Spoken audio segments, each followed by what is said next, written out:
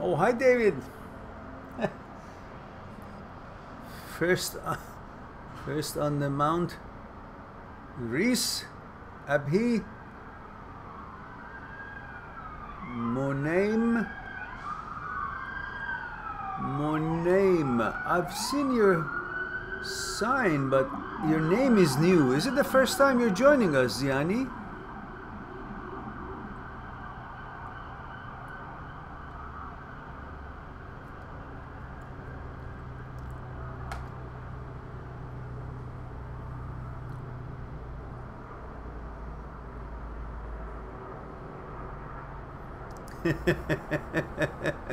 Yeah, the lots of siren, every time I want to come on live, there are lots of commotions. I guess they know about us. There's always some kind of a siren going on, the ambulances or whatever. Somebody's dealing with some challenge somewhere in the world all the time. Ah, there we go. So I still got it. I still know who's the first time. So Monaim, have you subscribed to our channel, or you just simply are here because you saw we are live? I hope you have subscribed, because we have over 1,200 videos now on this channel. Things to do with thoughts, consciousness, fear, desire, and ego, pleasure, and the role of the order, and psychological security, what mechanical process, and everything else that you might want to know about your psyche. We've covered most of it on this channel under the playlist name The Psyche, and the rest of it, about 1,000 videos, are about things to do with breakups and how to manage and move on and understand how you're feeling, why you're feeling, and acting and reacting the way you do. So hopefully you will enjoy the content of the channel beyond this live streaming. Christian Mühlbauer. Guten Tag. Guten Tag, Christian. Wie geht's heute? Or guten Abend for you. It sounded like Christopher Walken speaking German. Guten Abend.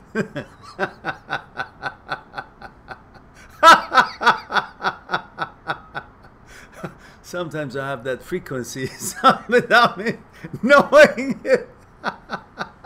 Hello, Roxana. Thank you, Monaim, for having subscribed to the channel.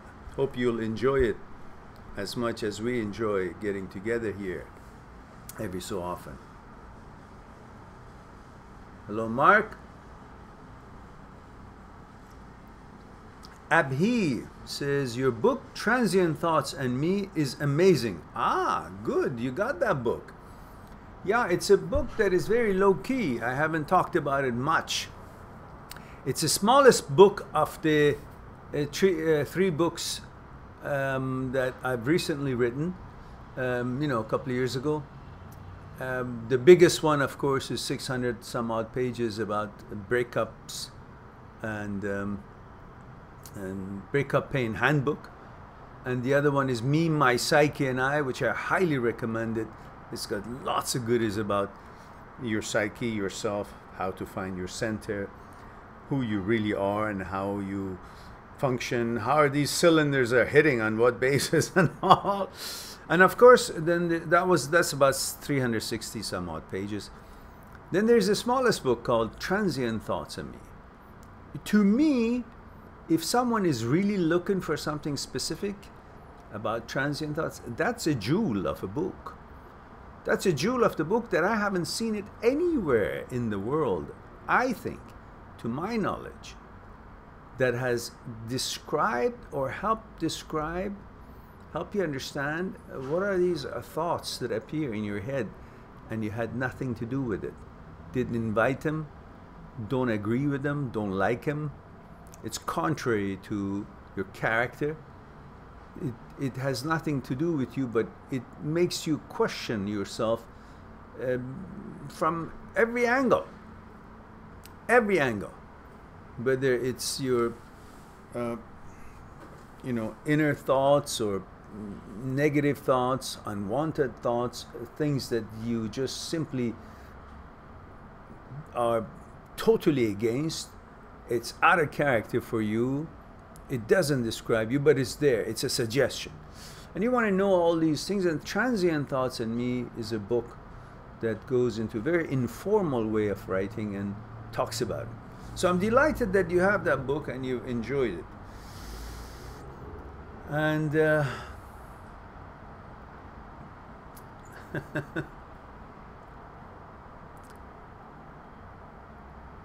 Monaim says, I heard from you about the observer is the observed, and I found it very interesting. Delighted that you enjoyed the channel. There is, I guess you probably watched the Quality of Life, Watcher and the Watched, Controller and the Controlled, the Observer and Observed. I think that's the video that discusses that. And of course, many other videos that I have in here too. So I'm glad that you're enjoying it. Welcome to our group here. Christian says, your German is great. Well, I wish it was. I love languages, and German language is actually what I really like, but I'm not really good at it, but I like to get better. I love languages. I pick up words here and there, a little bit Russian, a little bit Japanese, and some French, some Italian, a little bit German, and I enjoy knowing how to communicate, at least with the limited vocabularies and understanding knowledge that I have of the language. But it gives me a different perspective. It's a different connection when you speak someone's language. You have a kind of a, it's like the roads open up a little bit more. That barrier breaks down a little bit. More of a tranquil and positive emotions appear in way of communication. So languages, I think if you know many different languages, you will get to know different, you'll be able to identify with people's culture, understand them better, you know. It's like you have you're looking at a chair from one angle. Well, that's what you see. But if you go around the chair, you'll see different angles from the chair. You'll get a complete knowledge of how this chair is built, put together, looks, its strengths and shortcomings, and it explains it much better if you go around the chair and look at it from all, rather than just from one angle. Now, if you understand just your own language, that's pretty much like, that's the only way you can interpret your connection and communication with other people. But if you speak their language, you get to know, actually go and enter their world in a way of understanding their psyche, their way of thinking, their culture. You understand, you see a lot more of them. That's, I think, maybe couldn't deliver it better. That's what I think. And Happy says, oh, your laugh. I missed it. Okay, all right then. Roxana says, I want your books, but in this stupid country, I can't. Yeah, I guess, how come doesn't Visa or PayPal work in Iran?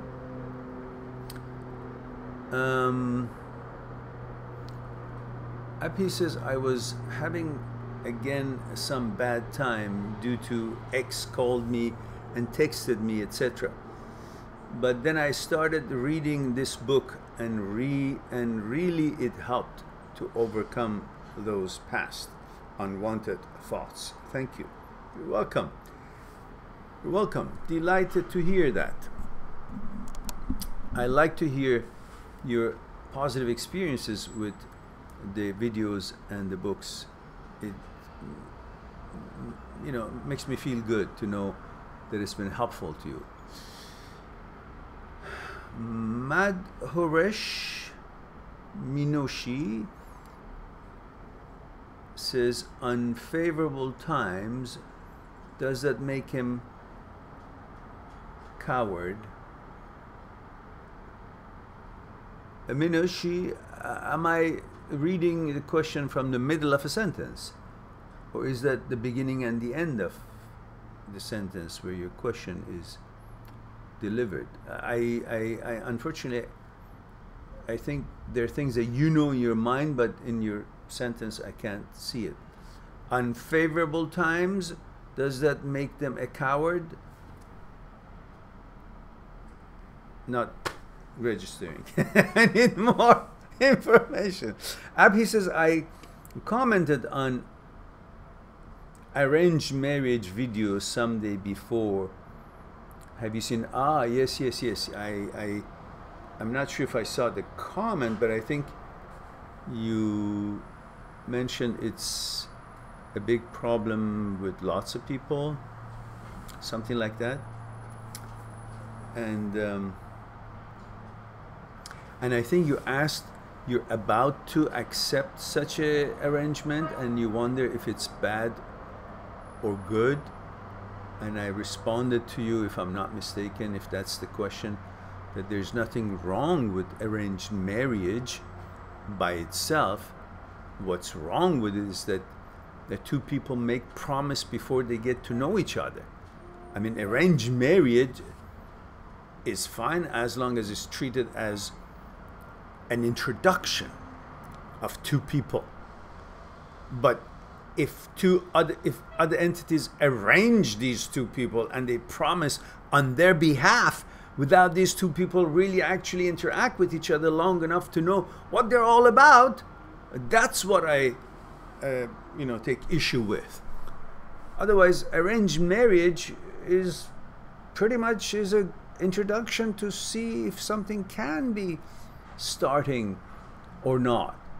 The rest is up to you. But if everything is in the hands of the arrangers, the families who say, okay, you marry this girl, and then to the girl you marry this boy, and that's decided, that's it. That's what I have an issue with. But otherwise, suggesting that these two get to know each other, what's wrong with it? You may, after, I don't know, 6 months, a year, figure out, no, you're not good for each other.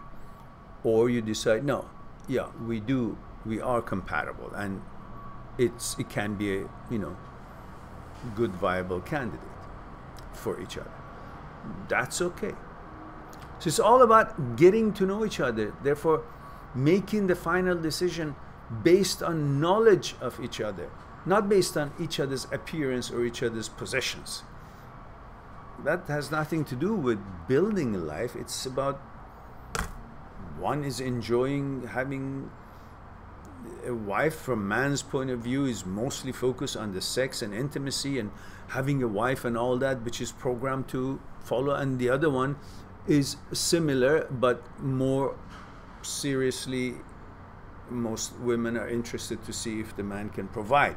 If these are the only two things that these two are considering, well, I don't think it's complete. They don't know each other well enough, and they have no business to get married on those basis alone. So that's the point I'm trying to make. So am I right? Is that the question that you had? Is that the comment that you made? I think it is.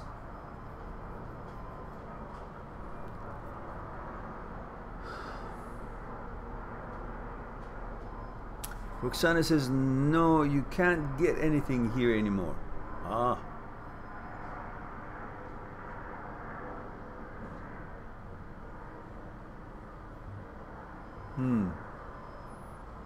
I wonder how that can be helped. I don't know, maybe if you have friends in Europe, they could maybe get it for you and then forward it to you. If it's in the form of the print books, maybe they can arrange it, and then we can ship it from here to Iran or to Europe, and then maybe they can deliver it to you, bring it to you when they visit Iran. I'm not sure how it can be done. Or if it's just simply If you know people in Europe, they can simply get the ebook and then send you the link, forward you the link. That's all it takes. That would be easy. So let's see Mike, 23, male, US, say how to deal with the feeling of starting over and filling the void after breakup. What is it that you guys think that when there is a breakup, the life has come to an end? There is a void. What do I do now? What? Were you promised that you are born just to go and have sex? Or just the only thing about this life is having a girlfriend or a boyfriend? Aren't there so much more in this universe, in this journey of life that you can experience, you can accomplish, you can learn, you can be excited about, you can rejoice about? The whole experience of living and having a girlfriend or a boyfriend, having sex is one part of it, and it's a great part of it, very pleasurable, but that's not the whole thing. So let's don't focus totally on that one thing, because then it derails you from the whole purpose of life. If the whole purpose of life is pleasure, then you're doomed, because you cannot build anything on pleasure. Pleasure doesn't give you smarts, wisdom. You can't have a relationship because of pleasure. There's a lot more you expect. Pleasure is a feeling. Communication is not complete by just pleasure. It's a fragment of that communication, of that relationship. So you got to focus on, why is it that you think, oh, a devastation, life is over, a void, I have to fill it out, I must have a girlfriend now. Or you know, you're a woman and you thinking, oh, your boyfriend left you, now I gotta have a boyfriend. What's the urgency? You will find the boyfriend you're looking for. You will have a boyfriend. You will have a girlfriend. Because they're also looking for, the girl is looking for a boyfriend, and the boy is looking for a girlfriend. So obviously you guys have similar intentions and needs. So you're bound to somehow cross paths. You will have a girlfriend and you will have a boy, or whatever your relationship is, you will have a partner. Don't panic when a breakup happens. It's not the end of the world. The only thing is that you just don't want to let go of that pleasure that you were receiving, you were gaining from attaining, fulfilling your desire. And you want that so much that you think if it's broken up, the relationship, there's no other way, there's no other chance for you to have that pleasure, that feeling of I'm more, I'm in a relationship, so I'm now more. There's somebody who gives me affirmation, the kudos. When I see her, she smiles at me, I get affirmed. Okay, great. But look at it. Her smile is very important. But who is she? She's just one person. You still have responsibilities and duties to your life and to other ventures that this life has to offer. You still got to learn other things. So by her smile or her patting you on the back or having sex with her, that doesn't really complete you. It's the pleasure part that gets satisfied.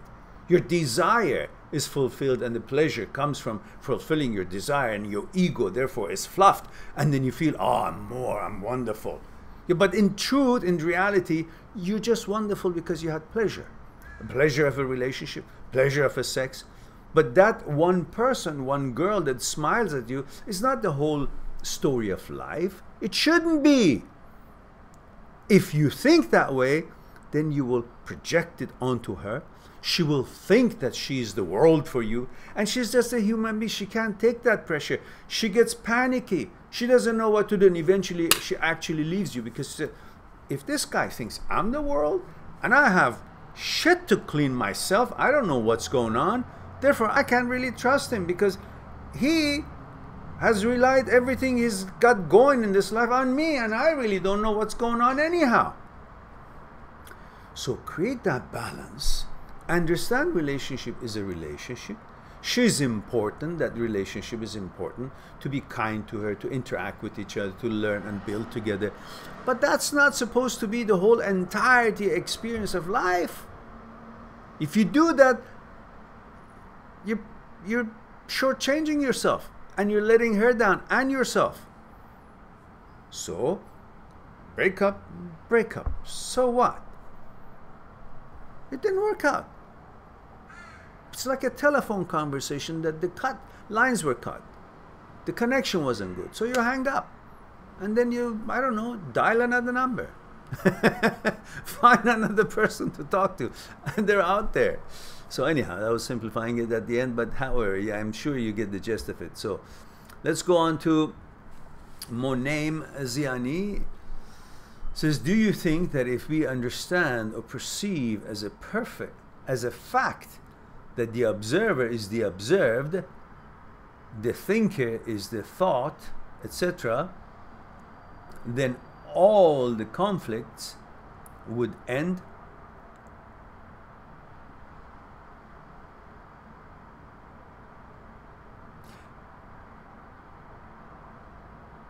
The inner conflicts of you understanding what is reality and actuality and having a chance to live life as it blooms, as it happens, that conflict can turn into clarity, yes. Because if you don't understand that, then everything that you are experiencing and you perceive it instead of observing it as it is, the actuality of it, you end up living in your memories and perception of things not being the actuality of things necessarily, then makes you having a life that you think it's a living, but in fact is in the death of the past. Because everything that you perceive versus what it really is, it's coming from your memory. A similar happening, similar experience, and therefore you're in your memory, and memory is the past, and the past doesn't exist, it's dead. So therefore what you're really perceiving is causing you to disconnect between now and take you in the past, and the past is dead. Therefore the living that you think you're doing is in the death of the past. That's why you don't want to make a mistake and perceive things. You actually want to observe them. You want to see them. You want to be with them as they're happening.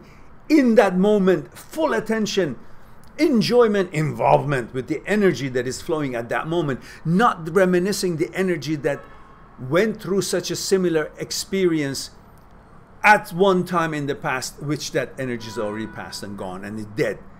Like we talked about, if you're standing in front of a river and the river coming, river flow of coming from the left, which is the mountainside, is uphill and is coming towards you and passes in front of you and goes to your right, which is the downhill end of it. The part of the water of the river that passes by you, have passed you, from in front of you, gone to the right, that's your past. It's already gone. You cannot achieve anything, you cannot reach it, you cannot make change to it. So reminiscing into it or thinking about, oh, how that water, oh, wow, doesn't make any difference. Is that you're just wasting your time to being in what has already happened and no longer exists. Not in the moment of action having a chance to make changes to it. Therefore, it's the past. And the water that is about to arrive and reach you in front of you, you can't reach it, you can't change anything because it hasn't arrived yet. You don't know what it is. You can't tell what's in the water, what particles is in the water, what You cannot reach and pick up something even if you find something in it.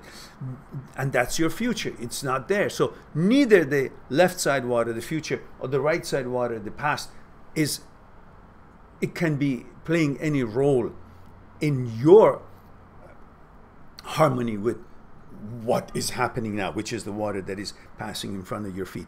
That's the time zone that you can be involved in. That's the only thing that you can put your feet in, put your hand in, splash it, play with it, change the course of the water by putting your hand in front of it, and it changes its direction or splashes. That's the only reality, as far as if we use this metaphor that life is a river. So when you perceive something, you're in the memory. You're not seeing it as it is, reminiscing how something similar was in your memory. So that's a living in the death of a past. We want to make sure that you're living in the moment. Effort is now. What has been done is the past. What hasn't happened is the future.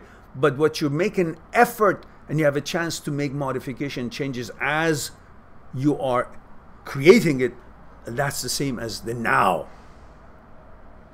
So the conflict between that is resolved when you understand that.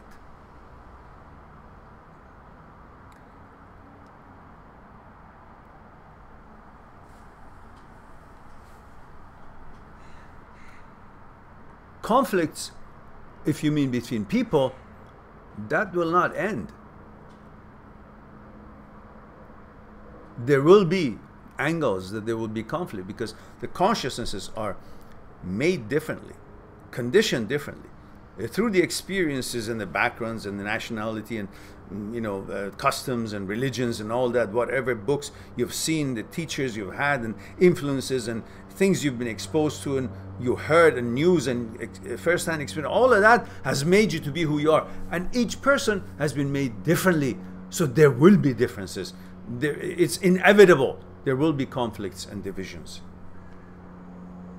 The ones who think they'll never be, they're dreaming. But understanding the fact that it is a natural course, this is okay to be having conflict or divisions, and why we have it, understanding because of the conditioning and differences in how our consciousness is put together, well, that helps, whether it's a relationship or friendship or your approach toward life and interaction with others. You can at least have an easier time because you understand why. You won't think it like it's an attack. And Ziani continues, I feel that there are all the illusions that create conflict, as when one feels jealousy but the observer is separated from these jealousies, and in that separation conflict occurs. Well, when you talk about jealousy, you're talking about as if jealousy is different than you in that moment. You are the jealousy.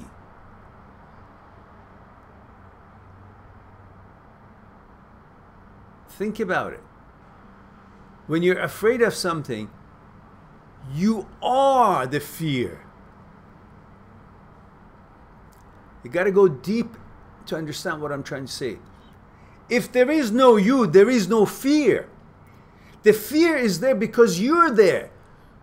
The jealousy is there because you are there and thinking in a certain way, and that thinking represents you. Therefore, the jealousy is you. You are the jealousy. You are the fear because you are the creator of it.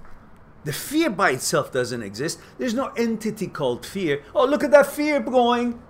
Oh, a fear flying. No, there's no such thing. A fear is your perception and reaction, understanding when you compare what it was with what it is and what it could be. I ate something last night, I had pain in my tummy. I'm okay now. I wonder, will I be okay tonight or tomorrow? So you just compared what it was, the pain last night. I'm okay now. Will I be okay? You created that anxiety, which At the same time, you created time. I had pain. I don't have pain. Will I have pain? You created time in your mind. Time and fear have connections. Okay, we're going too deep. Maybe that's not what you guys at the moment. Too early in the morning. So I think you understand what I'm trying to say. So when you focus on it, you will understand that you are the fear. You are the jealousy. All because of you. Then, of course, a lot more about this topic to go deeper into the roots of it, which we won't be able to do it in 5-10 minutes. So perhaps something for you to ponder. All right.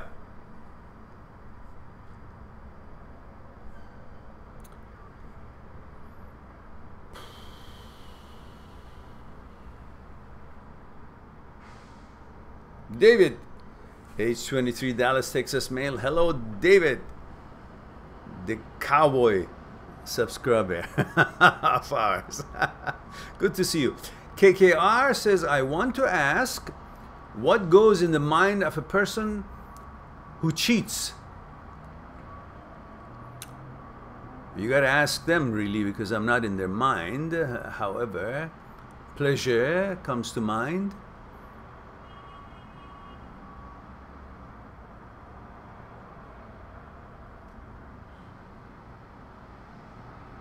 Ego comes to mind, revenge comes to mind, lack of loyalty comes to mind, lack of harmony in the intention of each individual in that relationship comes to mind. Maybe his or her intention for that relationship is not the same as yours. The direction which each one of you are trying to guide that relationship, your motivation for that relationship is different. One is there to play and have fun or have pleasure. The other one is trying to build something, maybe. So one really doesn't mean to hurt the other one when it cheats, maybe, because she's just there to coast, float, no angles. It's the passenger on the bridge, not the bridge builder. They're two different things. In a relationship, one could be a builder of that bridge over that river, whatever it is, and one could be just a traveler on the bridge that is using the bridge to get to the other side. If you use this metaphor, you perhaps understand either both should be builders or both should be just crossing the bridge, happen to be crossing it together. There would be less of a misunderstanding and more of a harmony in that case. But when one is trying to build the bridge and the other one is just there to enjoy it and just have a ride, then cheating, breakups and all that. And even if it's not at the outset, sometime in the relationship, if the roles changes, if they both were builders at the beginning and then suddenly one of them eventually stops building and starts just looking at the scenery and just traveling, taking a ride using the bridge to get to the other side and see what's happening there, then again breakups happens, things change. And he continues, why do they do it knowing fully how much hurt they are going to cause to the other person? They're not focusing on how much hurt is going to cause the other person. They're not necessarily focusing on hurting the other person. They're only motivated by pleasure. And most of your lives is set around pleasure. You think that pleasure is your vehicle to go through life. And when you get on that vehicle, to experience that particular pleasure at that juncture of your life, you're not thinking about getting that vehicle to run over someone. You're just getting that vehicle to experience the ride. So you just want the pleasure. You're not thinking about, okay, I'm going to do this to hurt this, my partner. No. You're just focusing on, she's so gorgeous. She likes me. Oh, look at that body. And then that's where you're coming from. You're not thinking about, oh, I'm going to actually make love to her because I want to, hurt the... You're not thinking that way. So when they cheat, it's not necessarily because they want to hurt you. They're just fulfilling their own desire to achieve pleasure and negotiating life experience through experiencing more pleasure. Because people sometimes have positive intentions through experiencing a pleasure. They're there unknowingly, and everybody else knows it too. Like if you're in a fun fair, and you're there to enjoy the rides. Everybody's there to enjoy the rides. It's clear. But sometimes you're just simply trying to escape from the responsibilities of life, and that's when you gravitate toward unnecessary and untimely pleasures. Pleasures that all you're hoping to gain is to gain psychological security, a fictitious one, illusory psychological security, because you wouldn't have to deal with your responsibilities and duties, like getting drunk and getting into drugs and getting, losing your mind. It's not that you really want that because you're in a setting that everybody thinks it's a positive pleasure. No, you're using that kind of a pleasure or any other kind of pleasure, being with other women if you're a guy or whatever your relationship is, or other kind of pleasures that you can find, is not necessarily for the sake of experiencing that pleasure. It's for the sake of escaping from things that worries you and you don't want to attend to, you're afraid of, you have anxiety towards.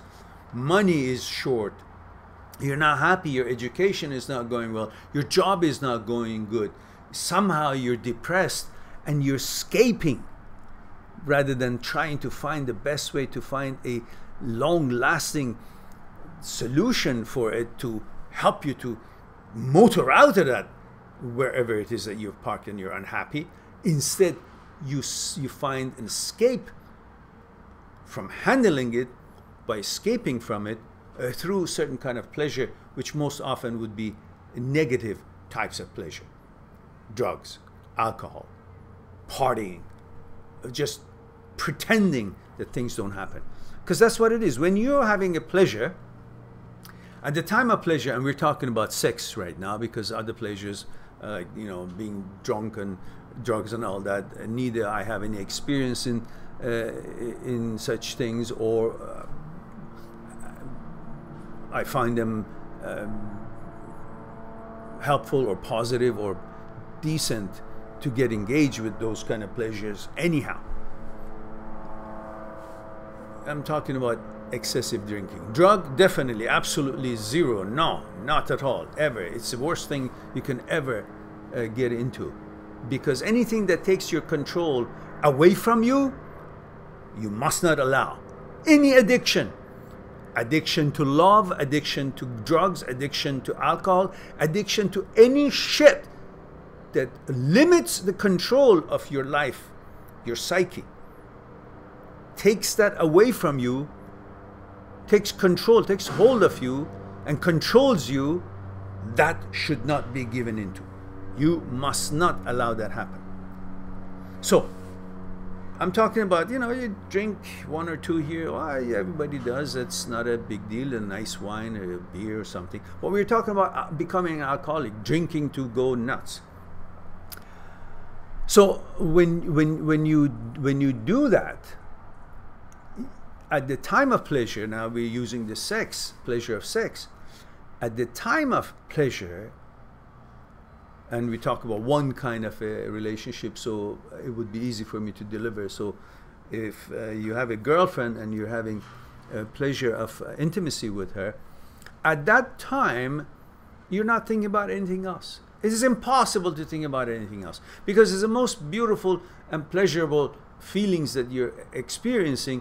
It will have priority for you, and your mind would be fully focused on that whole experience. And at the time of climax, you're not even aware of your own existence. You become one with the energy of the nature. You are totally one, and you need nothing. You feel you're invincible. You need nothing, and you have everything. That's the feeling that you have. And on that basis, on that moment, you're not thinking about any responsibility. You're not thinking about anything in your life going wrong.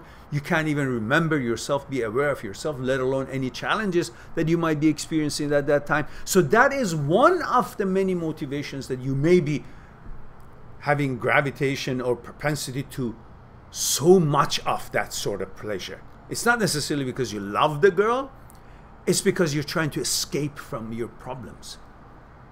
And same thing for alcoholic dependency and drug dependency. And these are no longer pleasures.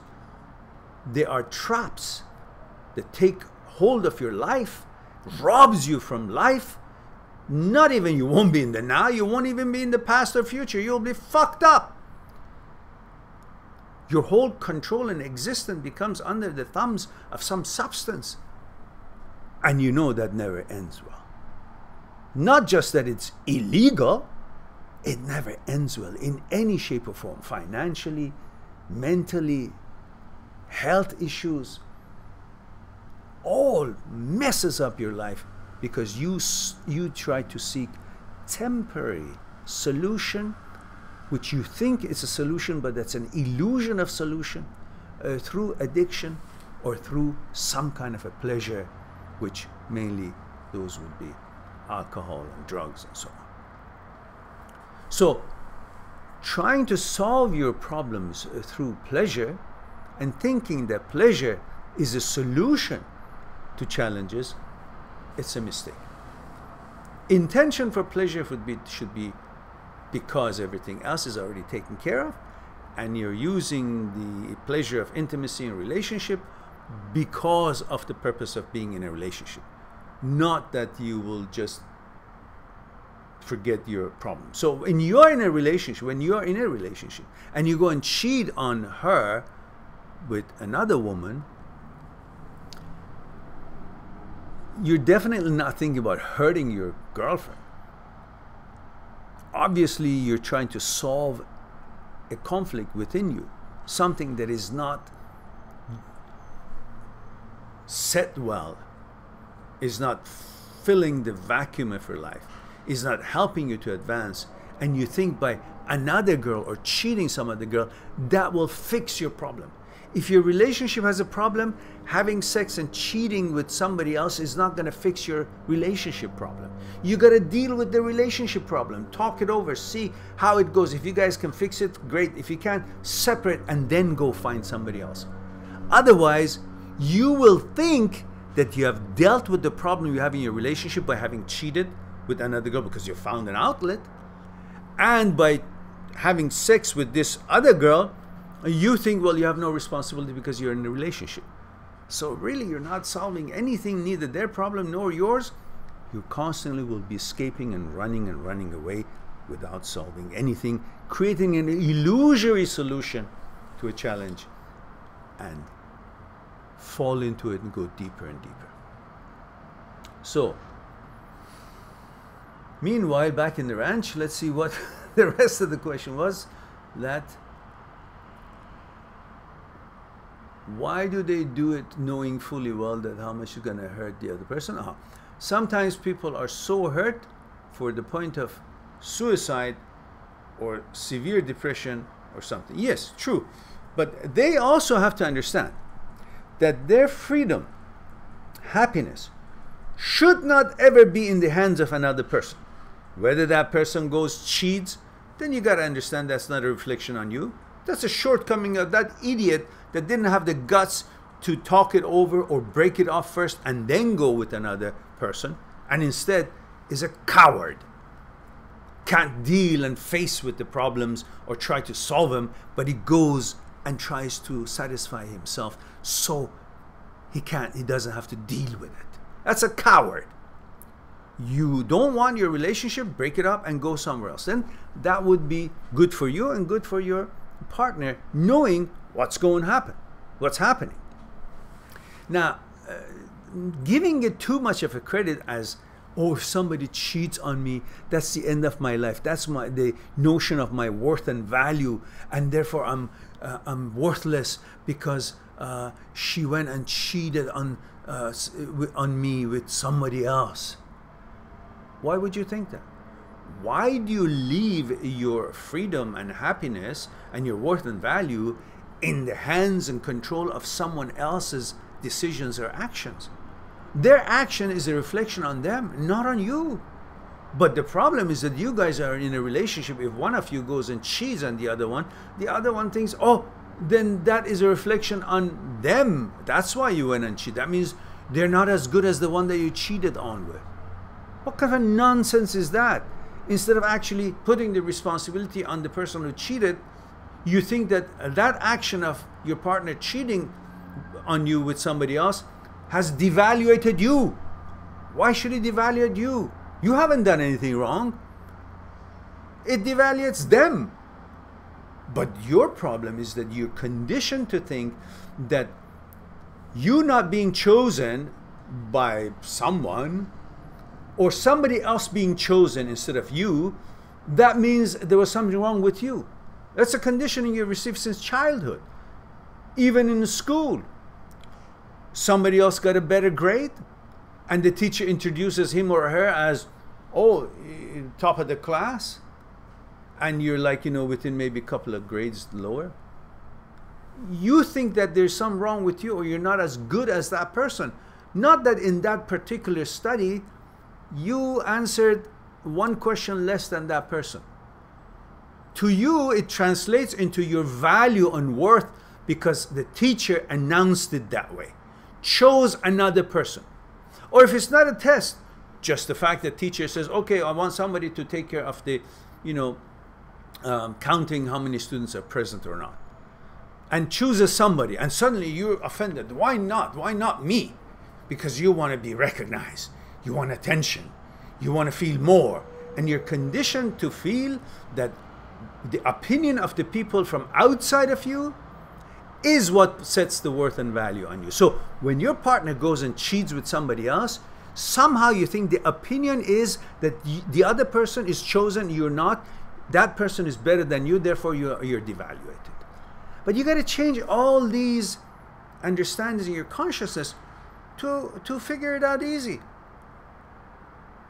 The person who cheats, the action is a reflection on him, not you. So it's not like, oh, thinking about suicide. Why? Suicide? Because your girlfriend opened her legs for somebody else? So your whole experience of worth and value and life, purpose, is between her legs? And if that's gone with somebody else, then you're fucked? Is that how you actually see your life? That's what makes you want to think, oh, something big happened, to about stupid things like suicide. For what? For sex? For girlfriend? For boyfriend? Understand, the depression and suicide and all these things should not be triggered because of anything that is not medically wrong with you. Should not be triggered because of a relationship or somebody cheated or somebody doesn't want you. So what? There's so many other people out there that you can connect and enjoy their friendship or a relationship. So many possibilities out there. Who died and left this person be the only one who you would have a chance to be in a relationship with? You gotta be reasonable. Don't make this whole business of girlfriend, boyfriend such a big thing or an anomaly. No, if it happened once, that you found a girlfriend, you will find another one. Just that's how it works. It's not like, oh, that was the only girl that would have looked at you. No. So, don't make a big deal out of somebody cheating. Somebody cheats, bye-bye. That's the end of it. Nothing else. Means nothing to you. You haven't been diminished, and nothing has gone wrong with you. You haven't gotten spoiled. You're not a cucumber that you've been left on the produce stand too long and is no longer good. Or a tomato. You know, you're not a vegetable. So nothing happens to you if somebody breaks up with you or cheats or whatever. Okay, say fuck off. Bye-bye. Next. You weren't properly behaving. I don't want to be with you anymore. You disqualify them. Not to think that their action of cheating has mean that you're disqualified. No, they are disqualified. That's how you should think. All right, let's go on with the next question. Hope that would be something for you to think about. KKR. Remember, guys, you were supposed to let me know where you're tuning in from, how old you are, and if you're a boy or a girl. These are the minimum requirements for answering questions. Otherwise, no.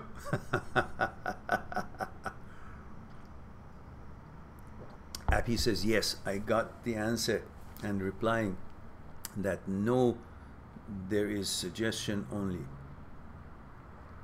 To know each other, not forcing anyone in marriage. Okay, good. Roxana says, yeah, I'll figure it out to read your books. I'm not giving up. Okay, Roxana. All right. Adarsh Sakara. Adarsh. I think you've been here once before, no?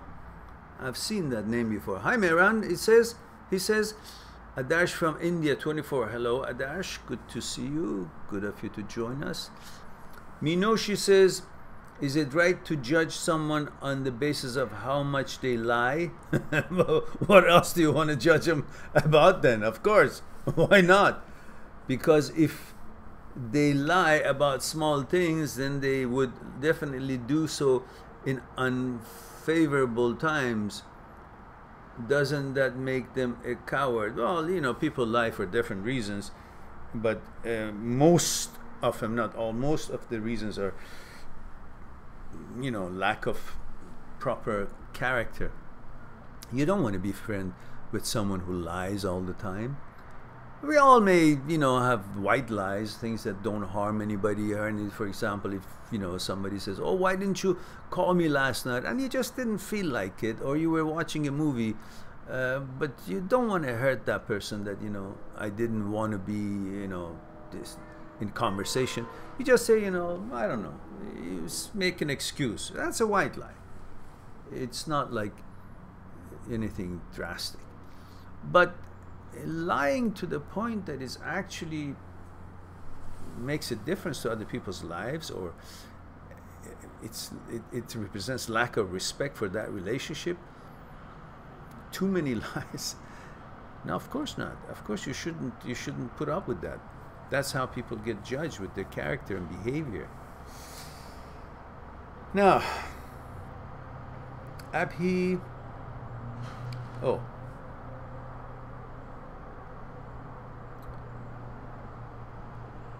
I'd be talking to Roxana, okay.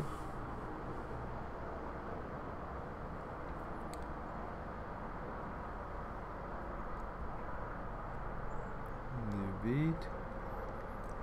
Deb Malaya says, hi sir, hello Deb Malaya. From India, male 27, he says, I've been waiting for your live sessions for the last couple of days.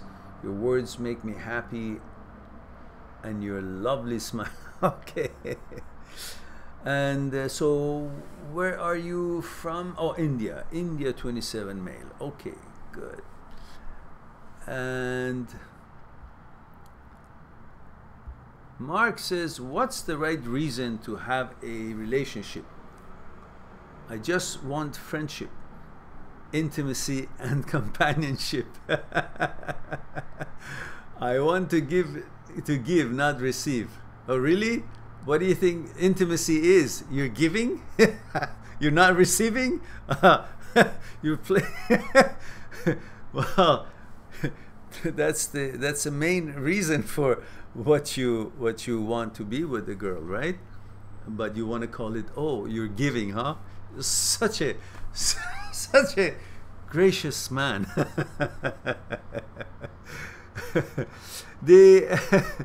Of course, I understand what you're saying, and we're just having fun with you. Otherwise, I understand that you don't want anything heavy. You just, but you see, if you want that, you got to make that clear to your partner. The woman that you are courting or you're, socializing with should know that that is your intention. So when you ask what is the right reason to have a relationship, the reason could be any reason, but as long as it's acceptable and informed by both of you. Not that you know that's what you want and you say, that's what I want. But you got to let her know too, so she will make the choice if knowing your intention would be okay with her to go through with the relationship and give you the attention and the intimacy and then everything else that you are hoping to receive, and then you guys will have a common direction and intention in that relationship. Otherwise, it's underhanded, like you pretend you're in a relationship and she comes in with an intention of a serious relationship to build and go somewhere with it, but you're just pretending just to get, the benefits. So as long as communication is there and honesty is there, and there would be a right time to discuss these things. Maybe not at the first date because nobody knows anything, but eventually when you guys get a little bit closer and then you can you're discussing to kind of progress the relationship to a little bit different level, that would be the time to discuss it about your vision for that relationship, your expectations and your direction or motivation, intention in that relationship, to be clear. There's no sin if you tell the girl, listen, I really just want to be friends and have sex with you. But as long as you tell her and let her make the choice, not to trick her, to make her think you're going to be the boyfriend that she's looking for or hoping for, and then get the sex that you want and yet deny her from what she's led to believe that you're there for. That's unfair. That's not gentlemanly. And then if that is acceptable to her, then you will have a great time with clear conscience that you're not doing anything wrong. She's aware, she's adult, she's of legal age, she's adult, she makes the decision by being aware of your intentions, and her intentions must be clear to you too. She must also inform you of her intentions. Either it works both ways. It's not just about guys telling their intention to the girls telling their intention to the guys too. Maybe the girl just want to have sex, nothing else. She says, no, listen, I just want to have sex, and I know that'll be very sad for you guys, of course, I understand that, but some of you may say, oh yeah, sure, okay, I'll put up with it. Yeah. What I'm trying to say is that there should be honesty between the two people who are hoping to be boyfriend, girlfriend. It just nothing is better than that. You will have a greater relationship, whatever the level of relationship is, when you're honest with each other and clear.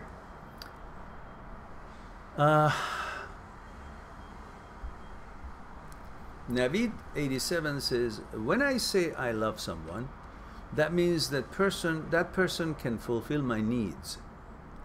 So that is selfish of me, and that makes that person assume they have the upper hand or power because I need them. Is it right? No, depends on what chapter that other person is. Let's say you like a girl and you're going out with this girl, and then maybe too early or at one point you think it's the right time for you and you tell her that you love her. Well, if it's premature, if it's too early, if she's not on the same page, if she's not where you are in that emotional stage, she may find it flattering but uncomfortable that she's not willing to reciprocate your feeling. And that would put a damper on the relationship because it takes the mystery out of it. She already knows the end of the book. You just told her. She's reading a book, you're the book. And you're reading a book and she's the book. And suddenly in the middle of the whole excitement and adventures and all that, she tells you she loves you. And you're not there yet. You haven't gone through enough adventure to create that emotion of love towards her. You don't know her well enough. Somehow you're not there. So let's say you tell her that you love her. You just told her the end of your book. She's got no other mystery to look forward to read that book. The ending is there. You lose your excitement for her. The question is answered. No longer is a mystery. And she loses interest to pursue you. Because, you know, dogs pursue a rabbit as long as they haven't, gotten to her. Because it's something to pursue. But once the rabbit is stopped there, they most often become friends. Because the instinct of the dog says, well, I don't have any reason to run. It's right here. But he wants that excitement to run first and then get to the rabbit. It's a metaphor, but you understand. If you take that excitement and the reasoning for pursuit away from her, she loses interest because she was looking for a hunt or a challenge. You just told her that you love her. So suddenly everything comes to a stop because you've stopped. You're no longer running. And she thinks it's not exciting anymore. So it has to be timed well. You have to feel if she's feeling the same thing as you do.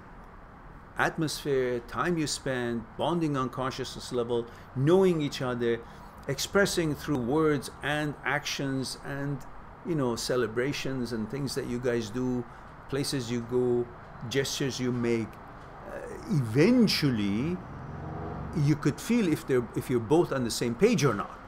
If you're on the same page, then there's a good chance that will be accepted as a welcomed surprise. But if you're not on the same page and one of you loves the other one prematurely, well, it's a surprise, all right, but not so welcomed. So you got to time it right. So it's not that when you say you love someone, that means that they can fulfill your needs. No. It could mean that you love what they do for you. And as you said, that they fulfill your needs. But that has nothing to do with loving them. Do you love her? Or do you love what she does for you? That's two different things. Does she love you? Or does she love what the boyfriend does for her? Whether it's provisions, whether it's comfort, whether it's sex, whether it's, taking the garbage out or fixing the sink. I don't know. And the same thing. Do you love her because you know her? Do you love her person?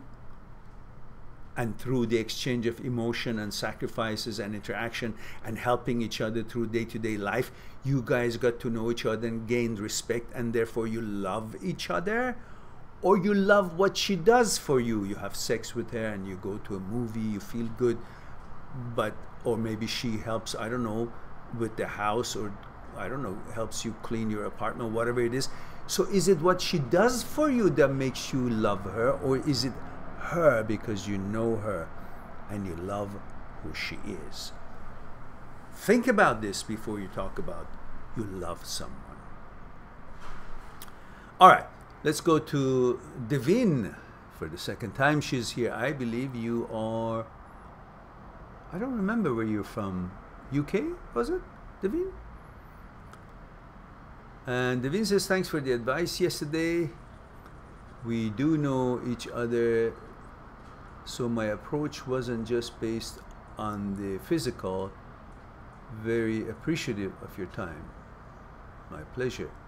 I don't remember what we talked about yesterday, but I'm sure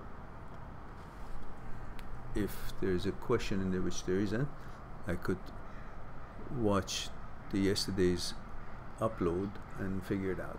But I'm glad that you enjoyed it. KKR says, sir, why don't you make long videos with separate topics like before? All your videos now are small conversations from our lives, because that's the reality of your life. That's what you guys are dealing day to day, and is no different than making a separate video on a topic that the topic could be just exactly what you asked here. The content is important, not necessarily being separate from the live talks or not, because it's about you guys. So it should come, the topics should come from your questions and your concerns. Having said that, you can see that every once in a while I have come up with new videos, and if you have been watching, just 3 days ago I came up with one, as you say, separate video, and you may want to check that out. And that is why you miss your ex is not just because of the ex. That's a title of it. Perhaps you may want to check it out. Ayushman says, sir,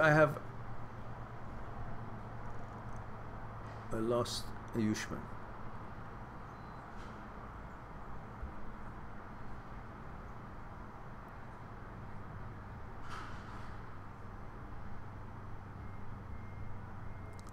Ayushman says, sir, I have mostly moved on, but still I'm scared even to by chance I might see her. Why are you scared? Is she that ugly? Or has 2 horns? Why are you scared? Why are you scared? You're scared of not getting the attention from a woman because that is what you desire. Remember, the importance of people is equal to the importance of people is equal to your desire or need for them. Otherwise, you will not be scared or impressed or care about people that you run into if you have no desire or need from them. But not getting what you hope to get from them is what brings apprehension or anxiety or certain kind of uncomfortable feelings, because you're afraid, what if I don't impress her enough to get what I'm hoping to get, which partly is the attention, her attention towards me. So if you free yourself from that need, then you wouldn't give a damn if you run into her or not. What is she gonna do? So what? You're gonna see her, and the reason that she's important when you see her is because you're excited, your emotions, your need for intimacy. You know, it's a female, and you're programmed to follow female, to want intimacy, because she's got something. It's like you're hungry and somebody's got a sandwich in their hand and is passing by trying to deliver these 5-10 sandwiches from the restaurant to the people who have bought it, and it passes by you, and the smell of that food, you kind of, you know, because you have that need, you have that desire, and you want what they have. You think they're important because of what they're in control of. She's not that important to you. What she's in control of that you want makes her so important to you. Herself, why is she important to you? What has she done? Has she made you smarter? She pays your rent? She makes, is she the compassionate of the life of the world? Helps all the children and cures diseases? Is she, that's why she's so important? No. To you, she's important because she's in control of what you want. And what you want is intimacy. And she's in control of it. Like you go into an ice cream shop and there's a lineup, and the ice cream clerk, ice cream girl, or ice cream man who's scooping the ice cream, selling the ice cream, suddenly in your eyes is such an important person. Why? Is he a humanitarian? Has he solved the problem of the world? Cured common cold? Or is the wise of the world? No, he's just an ice cream man, yeah? But because you want the ice cream, and he's in control of the ice cream, dishing out the ice cream, suddenly he becomes important. So people are not necessarily important because their persona and their contribution to the society and to the world, or their wisdom or their accomplishments, because they are in control of what you want. And the same thing with that girl. If she's not with you, she broke up with you, then what importance could she have? You should be okay with it when you see her. But because she is still, you have memories and emotions, and she can, she can provide intimacy that you want, or the feelings that to be with you, is that what you want? She's in control of that. That makes her so important. What makes you a little bit nervous. Don't unwant her. Unwant her, then you'll be fine if you run into her. The reason you're uncomfortable or scared because you want something from her. Don't want anything from her. Focus on others. There's so many others out there. Then you'll be fine. You'll be just strong, and when you don't need anything, you're fine. When you need something from someone, that person becomes important. So unwant her in your mind, focus on possibilities out there in life, then you will see she's not the only one. There's lots of other wonderful women out there. Then you'll be fine. You run into her, you say hello, and then goodbye. That's it.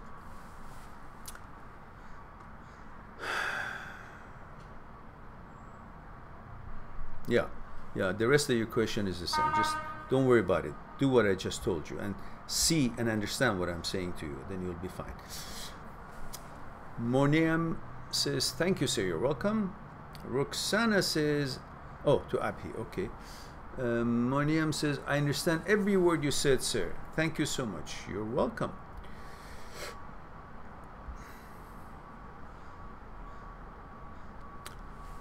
Thank you, Madhuresh Minoshi, to remind me and remind everybody to please like the live stream if you like.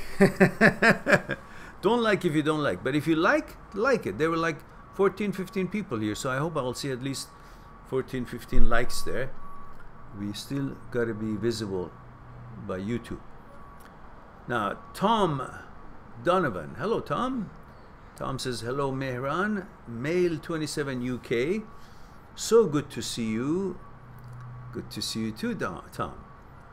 Tom says, my ex texted me after 5 months to wish me a happy birthday. I said thanks and go on with my day. Since the breakup, any interaction we have is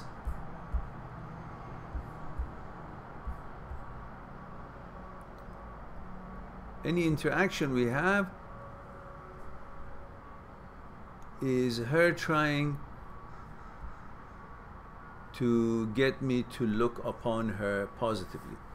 At this stage, I wish her well, but of course, I do not make any contact with her, even though she has asked me to contact her and that she wants me to be in her life in some way. That is not something I'm interested in. Is it pity, or is she wanting me to see her in a positive life? I don't understand. Is there any children involved, Tom? If there are no children involved, what business does she have to keep wanting to be in contact, have you in her life? What the hell does that mean? You were in her life. She was your girlfriend. She severed it, and now she wants to be. What the fuck does that mean?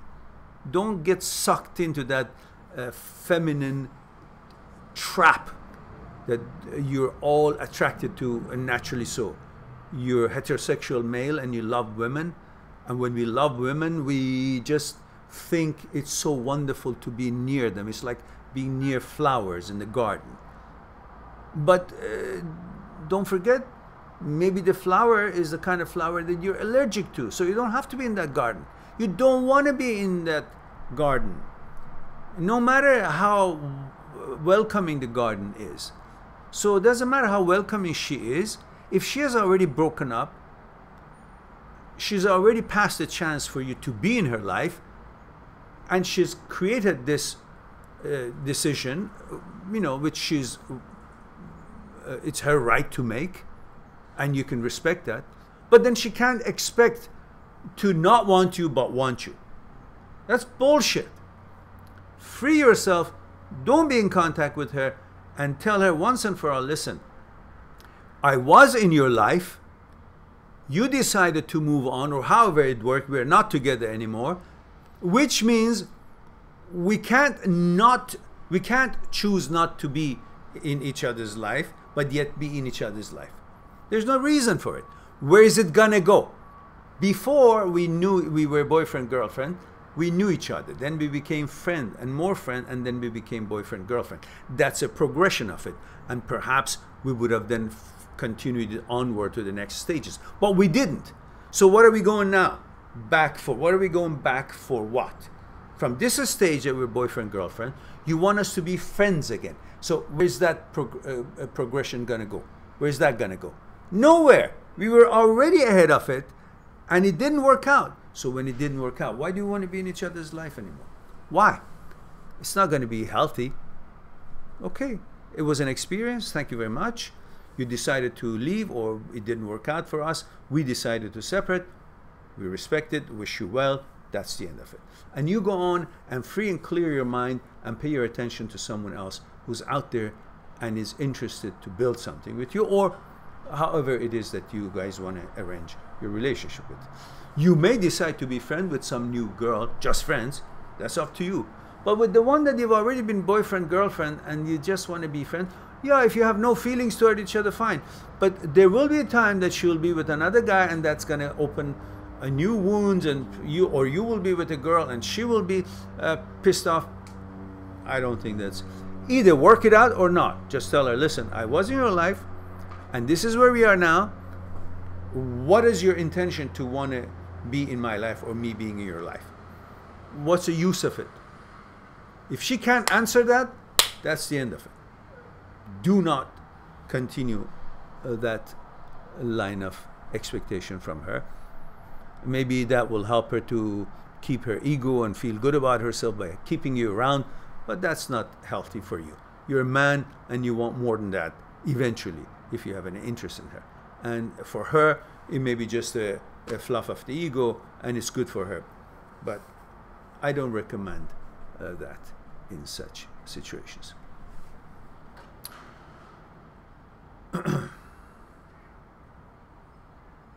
All right. Show some backbone, and she will gain more respect for you, and you will gain more respect for yourself, which is most important. Just move on. She had her chance, she lost it, that's the end of it. Or you guys decided mutually, anyhow, that's the decision, that's the end of it. All right, wish her well and move on. Sonia says, hello from India. Hello, Sonia from India. Appy says, it's been 12:44 a.m., so going to sleep. Yes, that's right, it's very late for you guys there. Good night. You're welcome, Appy. Good night. Mark says, my son has a question. Don't worry, he's not been listening to the adult questions. His name is Riley Joe, 9-year-old. He said, if I'm a good boy at the school, you mean? If I'm a good boy at school, will I get a good job when I am older?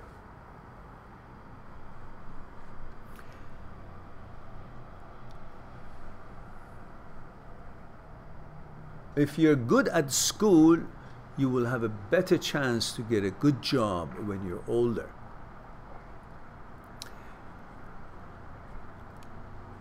If you like what you learn at school, you will do good in what you've learned. So try to see if you can like the things that you're learning at school. Find something that you like about the things that you're learning in school. Because if you like what you're learning, it becomes easy learning them. If you don't understand why you're learning them, if you cannot interpret the benefits of what you're learning, then it will become difficult because you will not like it. Now, how can you like things that you learn in school? Well, some of the things that you naturally like maybe, I don't know, you like math or you like art. These are things that you like, and then naturally you want to learn them, and you're excited to learn them, and you will enjoy learning them, and you'll be good at it, which will help you whatever you want to do in the future. At least you will have a good education. But one other thing that you can do to like the things that you don't naturally like at school. There's some subjects that you may not really like, but how can you make yourself to like them is in this way. Look at them and say, look, I don't enjoy this subject necessarily, but let me understand what is necessity of it for me. What does it do for me if I learn it? And when you consider that if I learn it, then I can actually be accepted to the next level because I learned this, and then I can learn, based on what I learned here, I can learn more things on that class, on that level, and eventually it helps me go upper and upper in my studies in school. And when I finish my schooling, these things that I didn't even like, but I learned them, then they will help me to be good at something that I may like to do, and it needs my knowledge about these sort of things to complete my learning on that thing that I want to do later in the future, whether it's my job or my research. So translate what you don't like to learn right now to the fact that it can be useful to you in the future for what you want to be good at, or a job that you may want to find, or the project you want to accomplish.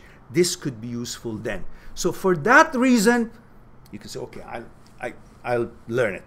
I'll learn it with interest because it can have some good in it for me. Maybe I don't see it now, I don't enjoy it now like I enjoy math or art, but I can enjoy that I learned it now in the future when I need this kind of a know-how and knowledge. And that way, you find a reason to like it, because it will give you some benefits in some future time.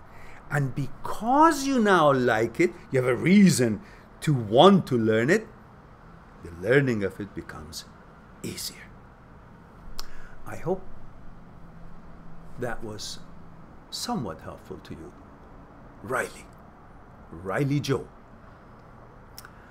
Okay, Tom says, thank you so much, Mehran. Always wonderful to hear you speak. I appreciate your time. My pleasure, Tom. Don't forget to share the videos that you like on your social media.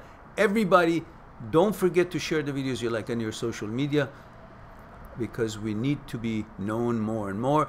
And if you need to talk to me on one-on-one, explore your personal issues, you can go on my site, mindthatseekstruth.com, book an appointment by clicking on Talk to Me for consultation, and then we'll chat on Skype one-on-one, and we explore it together, get you out of the concern that you might be experiencing. KK say, I like to download your live talks as audio and hear them while traveling as podcasts. Okay, it's a nice experience. Our lives can easily be converted to podcasts. Okay.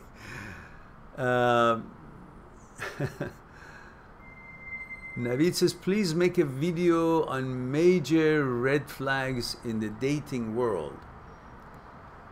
Well, there are over 1,200 videos on the channel, Navid.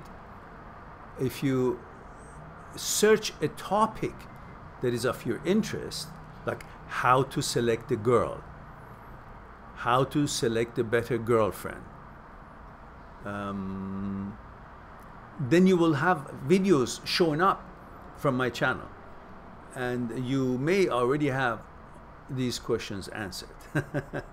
But red flags is really depends on what your expectation and the makeup of your consciousness is. It's not necessarily red flag when you perhaps like that red flag. Let's say, I don't know, you're you're an alcoholic, and then the red flag for you cannot be like, oh, if the girl drinks too much, it's not a good girl. But you say, well, I drink so much, I'm drunk all the time. So there are lots of red flags, you know. Maybe for example, if I go to a restaurant with a date, and she starts her food. Let's say I go to, I don't know, ask for something at the I don't know, the counter for the waiters, or maybe I go wash my hands, and while I'm away, they bring the food, and if I come and sit and see she's already started her food, well, to me, the way I was brought up, it's not a classy thing to do, because if I was sitting at a table waiting for her to go to, I don't know, powder her nose or wash her hands or whatever, and they bring the food that we ordered, I will definitely wait until my date arrives, and then we can start eating together, rather than go ahead and start eating while she hasn't come and sat down together. So these are, but to some people, they care less. It's not a problem. So I can't say all red flags is the same for everybody. So it should be a specific thing. But how to choose select the right girlfriend, perhaps that could cover some of these. Or what things not to do after a breakup is another topic that you might want to take a look of that sort. Just search in the words that concerns you in the search engine of the channel, and you will get lots of videos on it. But you know, I'll see what I can do, if I can generalize it somehow. Have you guys had a chance to see my latest upload? Why you miss the X is not just because of the X. I think that's something you might want to take a look at. Behavik Nana. Behavik. Have you been here before? Sounds familiar, but I'm not sure. Hi Mehran, does there not exist this paradox? Many people think to be happy one needs a relationship. But if one is happy and fulfilled on her own, why would they want a relationship? Well, it's different. A relationship should not be because of you want to be happy. It's actually one of the reasons that the relationships don't work, because the boy is coming into the relationship to be happy, and the girl is coming to the relationship to be happy. If two people want to get into a relationship to get happy, that's already a defeated relationship. You must find your happiness first, and happiness should be independent of other people, independent of relationship, and then go and seek a relationship for the purpose of experiencing relationship, companionship, getting to know your partner, intimacy, whatever relationship entails. But a relationship should not be the reason for your happiness, or should not be expected. Your motivation to be in a relationship should not be because you want to find happiness. You got to find happiness on yourself, on your own, by yourself, before you enter into a relationship. Then you have a chance. Otherwise, what? You think she's coming into a relationship to make you happy? No. You are getting into a relationship to make her happy? Pretty much no. You're there hoping she will make you happy, and she's there hoping you will make her happy. So you guys who couldn't be happy on your own are there hoping that the other one make you happy. Obviously, it's going to fail. So happiness should be independent of your relationship. And then work on your relationship, find common grounds, and build the experience of relationship because of relationship, not because you want to be happy.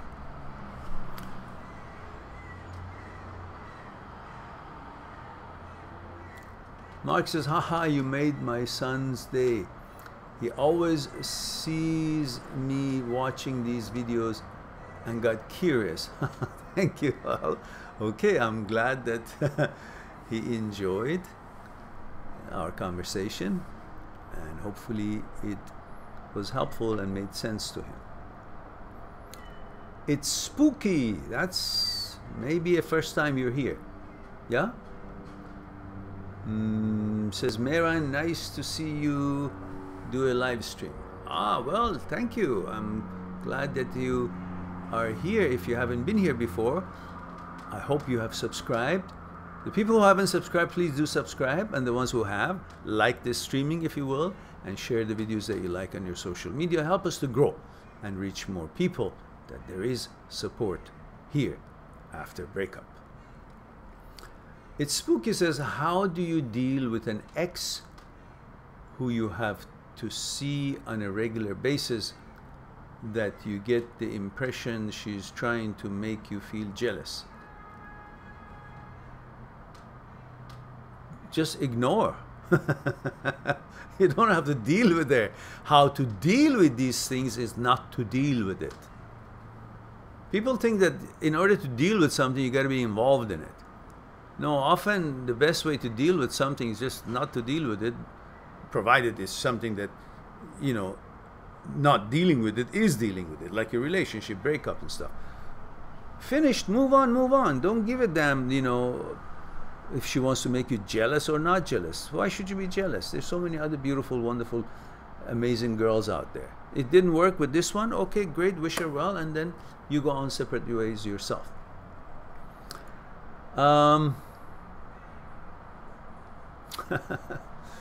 From X to the next. Maybe.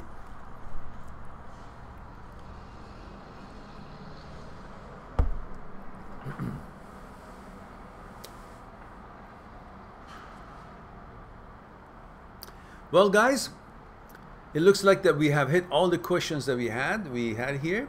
I hope you enjoyed it as much as I did. I love you all. Thank you for your time and sharing it with me. Don't forget to share the videos, help us to grow. In the meantime, be good to yourself and the others. Do check my site, mind@seekstruth.com, and look at the videos and search for the topics that you're looking for. There's bound to be a video or 2 or 10 about that subject. Search it, you'll find it. There's over 1,200 videos on this channel now, and most probably you'll find what you're looking for.